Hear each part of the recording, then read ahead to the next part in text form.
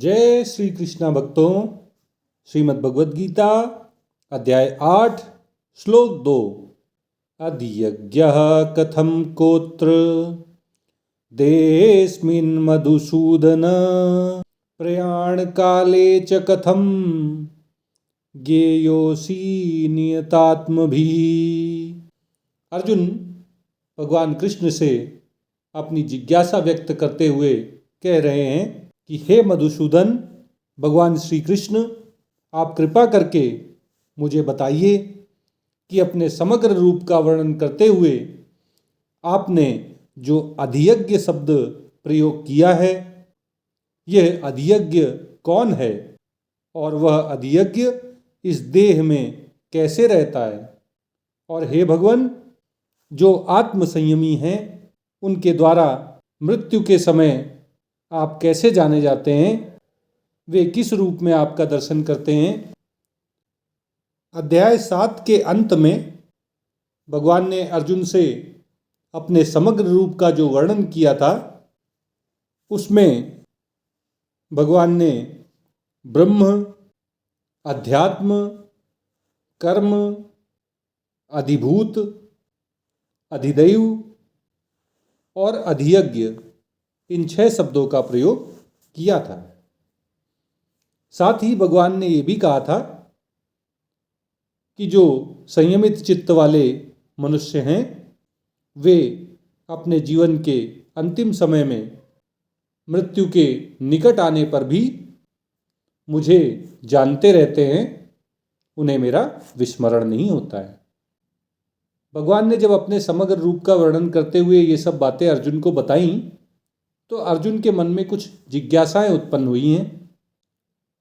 उसने भगवान कृष्ण से अपनी जिज्ञासा व्यक्त करते हुए पिछले श्लोक में 5 प्रश्न पूछे थे कि हे भगवान, ये ब्रह्म क्या होता है, अध्यात्म किसे कहते हैं, कर्म का क्या मतलब है, अधिभूत से आपका क्या तात्पर्य है और अधिदैव किसको कहा जाता है।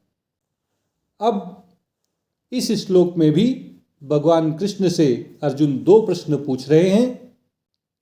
पहला कि हे भगवान, ये अधियज्ञ कौन है, अधियज्ञ किसे कहा जाता है और ये अधियज्ञ हमारे इस शरीर में किस प्रकार स्थित है, ये हमारी देह में कैसे रहता है।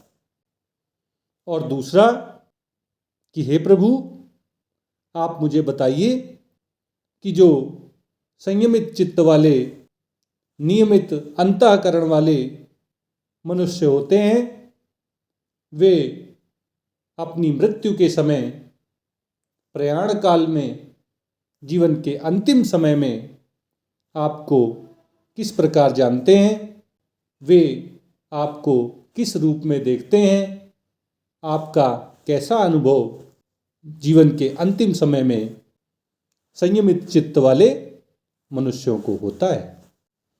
अर्जुन द्वारा भगवान श्री कृष्ण से पूछे गए ये 7 प्रश्न हम सब भक्तों की भी जिज्ञासा शांत करने वाले हैं। जब भगवान अगले श्लोक से इन प्रश्नों का उत्तर देंगे तो हम भी इन सब शब्दों के अर्थ जान पाएंगे। हम भगवान के द्वारा कहे हुए शब्दों के अर्थ भगवान के मुख से ही सुनेंगे।